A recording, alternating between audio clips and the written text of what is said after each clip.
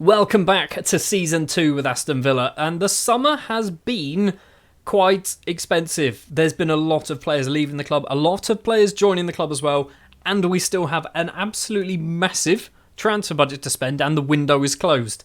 We've done some business. We're going to get one match in this episode up against Chelsea because there's a lot of teams, like a lot of players to discuss. 6 big name players have left on permanent deals, and big name is kind of in quotation marks. They're not massive names. Courtney House, first up, leaving, dropping down to the Championship, going to Millwall for £2.4 million. Actually, not a terrible bit of money, that. Morgan Sanson, a player who was actually out on loan at Nice last season, has made that deal permanent for £3.4 million. We bought him apparently for £14 million. That's ridiculous, isn't it? Dendoncker has also left the club, signing for Valencia for not enough money, but I just wanted him off the books, £4.7 million. Bertrand Traore as well, leaving, signing for Fulham, this time for £7 million, which actually isn't too terrible. Did spend £16.25 million on him a few years ago, but we've got half of that back. I told you I was going to do it. Matty Cash has left the club. He's moved over to Saudi Arabia, getting that ridiculous Saudi money, £475,000 a week is what he's picking up. We've sold him for £25 million.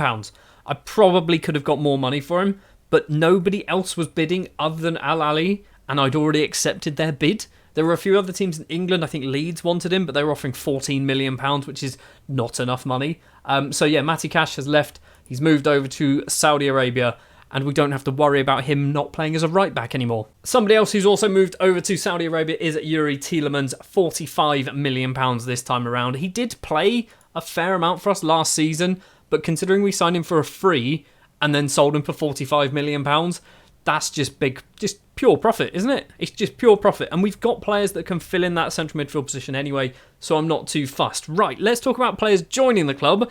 There's a lot. We're going to start with the youngsters. Some of them aren't particularly inspiring, but they're hopefully going to get good in a few years' time. First up is Kai Jern, signed from Cambridge for about £425,000, one for the future. Michael Rosiak is an 18-year-old Polish right-back and central midfielder, signed from Arsenal after he got released. Again, one for the future. Nathaniel Nwosu is a Nigerian goalkeeper available on a free transfer after the first season, and he's very young, obviously, has a lot of potential, I hope. And he's been brought in on a free, going out on loan to Leyton Orient for the season, already playing 5 times for them, getting 2 clean sheets in League One. A player that I mentioned to you at the end of last season is Nikola Kavlina, who is another goalkeeper, this time Croatian, 22, so arguably not one of the younger ones. He has come in as a backup, and he's not registered for the Premier League because we kind of bought too many players.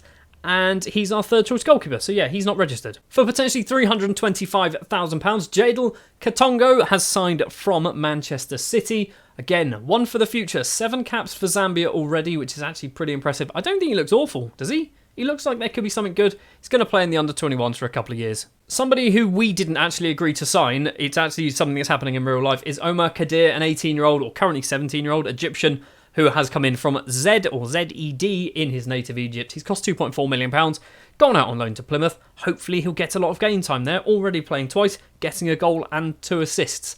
We might have made a mistake loaning him out. Another free signing this time is Josh Brooking, and I didn't think he was as old as what he was. He's literally just turned 22. I thought he was kind of the young end of 20s. He's 22.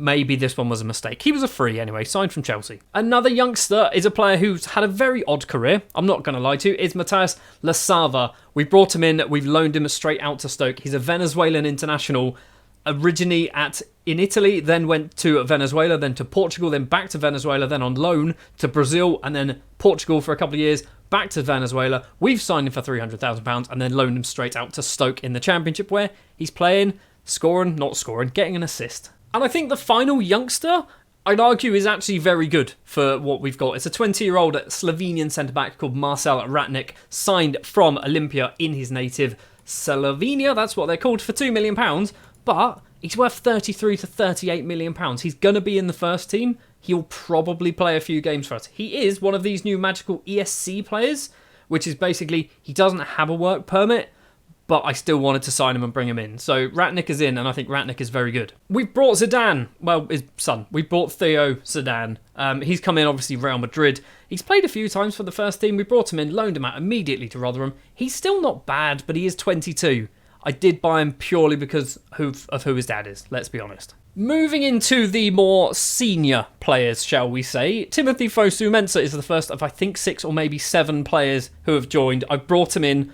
Don't question this, okay? I've brought him in because he's homegrown, okay? Yes, he might be Dutch, but he's obviously spent a lot of time at Manchester United. He counts as homegrown. He's not going to be playing. He's our second, maybe even third choice right back. So Fosu-Mensah's in for a free transfer. I don't think it's bad. It's not good, but it's not bad either. Another player who we brought in on a free transfer, which I was surprised he was out of contract at the end of Season 1, is Taylor Harwood-Bellis, currently in real life on loan at Southampton. And I think he is actually a perfect right back or inverted fullback. He's the next Connor Goldson, which is not really a good thing, but he's got 16 crossing. 16 crossing is ridiculous for a centre-back. Next up is Alex Kral, who is formerly of Union Berlin, also Schalke. Apparently was at West Ham for a season or a bit of time, don't know how much time. Brought in on a free transfer. Czech international, probably not going to play a huge amount, he's just there for depth. Whilst Callum Wilson is still at the club, we have brought in Luka Jovic from AC Milan, Fiorentina, Real Madrid, Frankfurt as well in the past. A little bit of Benfica sprinkled in the middle as well.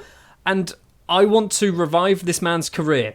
Problem is, we brought another striker who we'll get to at the very end of this list because he's probably our biggest and best signing of the summer. Jovic has cost us nothing, so he is no risk. He's also come in as a squad player, so he's not going to be too fussed if he doesn't actually play a huge amount of football early on. And he's still only 26. We've also brought in Ait Nouri from Wolves. Wolves got relegated last season and we brought him in. It's a lot of money, 17 million, 16.5 million pounds, but I think Ait Nouri is a very good player. Luca Dean is 30 years old. Moreno is 31 and has actually just gone out on loan for the season. Ait Nouri could be our left back for a couple of seasons. I think there's definitely potential in Ait Nouri. He's good enough now to play for us as well. So I'm happy with that signing. Might be a little bit steep, but I'm thinking that's a good deal. We've also brought in a brand new centre-back in Flavian Enzo Boyomo. We signed him on transfer deadline day for £20.5 million, which was his minimum fee release clause. He's not played for us just yet because literally we haven't played since transfer deadline day. I think Boyomo is one for the future, but also can do a job now if we need him to do it. Still only 22. He's a good footballer, isn't he? I didn't know he used to play for Blackburn. I genuinely had no idea he used to play for Blackburn, but fair enough. This one was a bit of a surprise to me on transfer deadline day, and yes, I know I did the transfer, but it's a surprise because basically I wasn't aware of how cheap he was going to be available for. Rooney Bargi has signed from Copenhagen for £9.25 million, which is silly money for an 18-year-old, soon to be 19 in a couple of months. 6 caps for Sweden as well. I was going to sign Zaniolo for 30 million, but he went to Chelsea. I'm kind of glad I didn't get Zaniolo back because Rooney he's definitely very good. He's definitely one for the future as well. And finally, we have our number one striker. Sorry, Callum Wilson, you've kind of been relegated to third choice striker now. It is Serhou Guirassy. I think it's Guirassy. I don't think it's Guirassy. I don't know. I'm going to call him Guirassy. And we've brought him in for, it's not a lot of money either, 17.25 million pounds. Obviously was signed by Stuttgart last season, 12 goals in the game, 11 the season before that as well. I think he's going to be a big player for us. He's already scored 3 goals in 4 starts so far this season. Guirassy, at 28, still got a fair few years left in him. I think that's a very good signing, okay? Genuinely, on paper, I think I've had a good transfer window, ignoring players like Timothy Fosu-Mensah. So because half of those transfers actually took place technically last season, the number's not quite right. So you can see Katongo and Guirassy are down there. Also, did I mention Topolovic? I don't think I mentioned Topolovic. 18-year-old Slovenian attacker midfielder, gone out on loan to Middlesbrough. He's cost £800,000. 950, sorry. I think he's good, don't you? He's 18. You can't go wrong with an 18-year-old. Anyway, like I was trying to say, I forgot David Turnbull as well. We signed David Turnbull on a free because I'm crazy and he was available and he's still only 25. So I thought, you know what, he's got some potential. I don't think we're going to see a lot of David Turnbull. My transfer window in this episode have been a bit of a shambles, haven't they? What I was trying to say is because half of these transfers came in last season, technically, so all of these were last season, the number doesn't quite make sense. I think we spent around 75 to 80 million pounds. We brought in 102. There are some other players who have gone out on loan and left on permanent deals. Some people that we probably would like to mention: Ezri Konsa going out on loan to Real San Sebastian or Real Sociedad, Moreno to Freiburg, Emi Buendia going out on loan to Fiorentina, because I thought I should probably help them out after they've lost 2 Europa Conference League finals now to English sides. Coutinho to Lille, Tim to QPR. We've also sent Rory Wilson off to QPR, Lasava to Stoke, we've mentioned, Toplovic to Middlesbrough, Josh Feeney, a very good young centre-back, going out on loan to Colchester, Finazaz to Coventry, a good central midfielder. Lamare Bogard has gone out on loan to Huddersfield, a good defence midfielder. Couple of goalkeepers in there. Zich, I think, is a goalkeeper. Namusu, we know, is a goalkeeper. You can see there, Kellyman has gone out on loan to Norwich. First team football is really what we want for Kellyman. Louis Barry going out on loan to Reading as well. First team football. John Duran to Millwall for first team football. We've done a lot of business, okay? We've done a hell of a lot of business this summer, and it does mean that our squad is a little bit bloated. So this is how our squad looks at the moment, and I hate the fact that there's a scroll bar. That frustrates me annoyingly. So there's 2 players who can't really be seen on screen. The thing is, Cavallina needs to be relegated to the under-21s because he's not registered for Premier League, which is kind of frustrating. When we get to the Europa League, there's a lot of players who aren't registered, and I think you'll probably see, I think Alcaraz is one of them, he's unhappy. Turnbull, he's unhappy. We've got Fosu Mensah's unhappy. Ait Nori is... No, you're unhappy because we've not strengthened. That's fine. Harwood Bellis doesn't like the fact we signed Boyomo. He's not replacing you. You're playing as a right-back. He's a centre-back, mate. Don't worry about it. Yeah, so we've got quite a big squad, haven't we? And yes, Callum Wilson is still here. He's got 1 season. He's got 1 season to do the business, and if not, he's off. And if I'm perfectly honest, he's going to be coming off the bench most matches, so I don't think he's really going to get the opportunities to score the goals that we want him to do. Anyway, that was a very probably long kind of talk about transfers and the squad.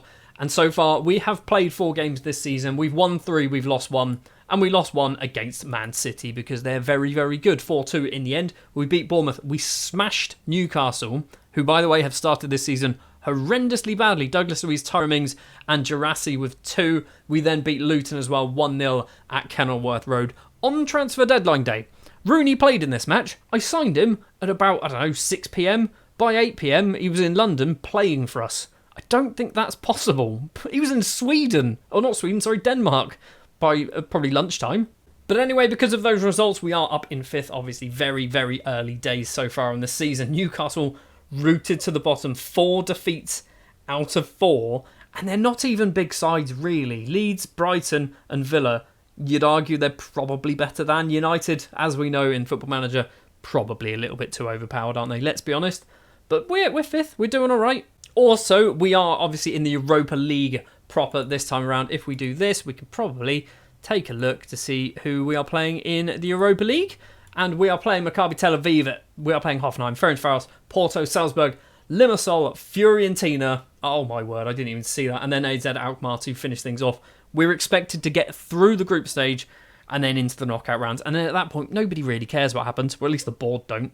So then for our first match on camera of the season, we're at home against Chelsea. It's not going to be the easiest of games, but it's a game that I think we can do a decent bit of damage in if we can get our decent strikers scoring some goals. It's going to be Castells in goal because Martinez is injured once again. This time, I can't remember what he's done. Fractured his finger. There you go. Playing for Argentina. It's Harwood Bellis playing as a right back with Mings, Torres and Ait Nori in defence. Luiz, Sanket and Alcaraz in midfield. Rooney, Diaby and Gerassi leading the lines. We've got goals already in this team, which is very good to see. I want to see another Gerassi goal in this match. That would be lovely. Obviously, Chelsea are good at football, so I'm kind of worried that we might get absolutely smashed. We struggled pretty badly against Manchester City. Chelsea have...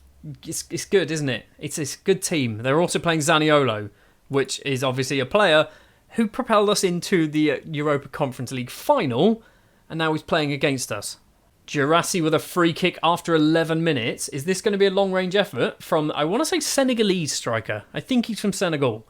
It's Gerassi. He's taking his time. What are we doing? What's happening, guys? Are you going to kick it? Gerassi steps up, plays it on the ground to Diaby, flicks it through to Ait Nori. That was straight off the training ground there. Didn't go in, but it was a weird effort. 20 minutes now. Gallagher goes for a run for Chelsea. Zaniolo dodges a tackle. Not ideal. Zaniolo loses out to Aït-Nouri. That's good. Sanket collects it. Back to Dougie Luiz. Loses out to Gallagher. And Gallagher's effort is rattled off the underside of the bar. It's saved, I think, actually. If it's gone off for a corner, that was a very good save from Casteels. We are going to see the corner as well. And Nkunku's gone over to take it. They're going to go short. They do go short. And Nkunku to Gallagher. Plays it on the ground to Enzo Fernandez, who was offside. Lovely stuff. Still 0-0. Casteels is on a 7.5 after that save. Chilwell with a throw to Gallagher. Back to Chilwell. Mudryk goes for a little run into the middle. Tries to get some space and does so. And Casteels once again with a very good save. He is making a good shout for him to be our number one goalkeeper this season. And Nkunku this time is going to go for a proper corner towards Zaniolo. Torres clears it. Alcaraz is going to collect this as well. Counter-attack time. Girassi, turn around, mate. You need to run the other way. There we go. Alcaraz is going to keep going. Passes it straight to Gallagher. Tried to get it past him to Girassi. Couldn't quite manage it. Speaking of Girassi, he has now just picked up a knock as well. What's happened? Why is that a thing? I mean, the fact that he scored 3 goals in 4 starts so far, and now, first match on camera, he gets injured after 30 minutes. Mudryk's in on goal, tries to curl it in the bottom corner, does successfully do so.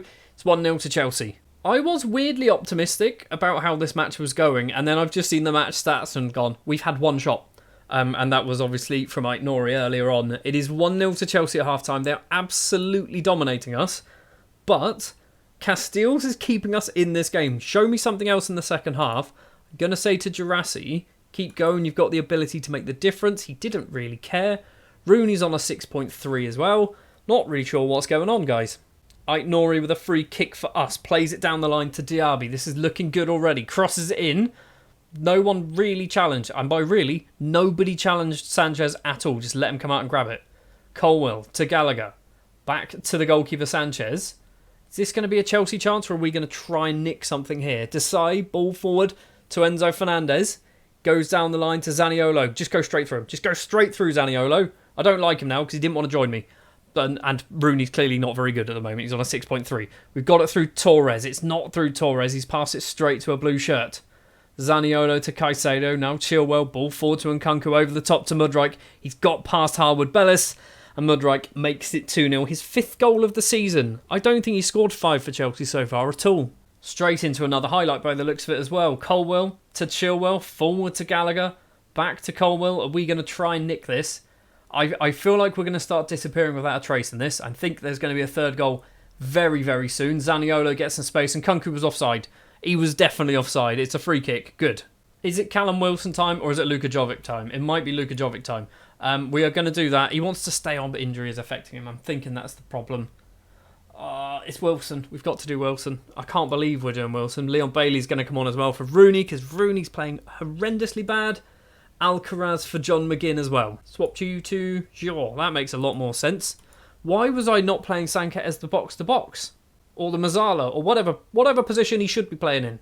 We've had 1 shot all match. We've had a decent amount of possession. It's been fairly even, 50-50 possession. But we're just not getting anywhere near their goal by the looks of it. Final 10 minutes of the match. A 2-0 defeat on paper. Obviously, you wouldn't take it before the match, but is it a bad result? It's Chelsea. They've got a lot of money. We've got 5 minutes of injury time. Nothing's happened since those subs have taken place. The full-time whistle goes. It's a 2-0 defeat. We've lost against the teams you'd expect us to lose against. I do not want to see what that is. Don't be something bad. Be like he's twisted his finger or something. I don't know. He's bruised his ankle. Good. I'm happy with a bruised ankle. He's out for 1 to 3 days, which means he's probably going to miss the Maccabi Tel Aviv game in the Europa League, which I'm not too fussed about because we should be good enough to beat them. And apparently we are going to be given Bayer Leverkusen £675,000 within the next 5 matches. That's going to do it then for this episode. Do tell me in the comments below who you think the best signing was, who you think the worst signing was, who you think the most ridiculous signing was, and who you think we should probably try and spend this £67 million transfer budget in January on. What position do you think we need? I've got a couple of ideas, but I genuinely have no idea who.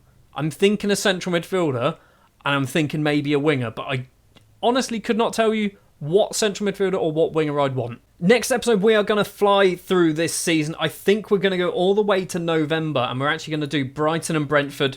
So we're going to have a lot of Europa League games. In fact, 4 Europa League games off camera. We've got 1, 2, 3, 4, 5, 6 Premier League games as well off camera. We'll come back for Brighton and Brentford. 2 matches that I think we should be good enough to win, although Brighton are 10th, Brentford are 7th. Maybe they might cause us some problems. Who knows?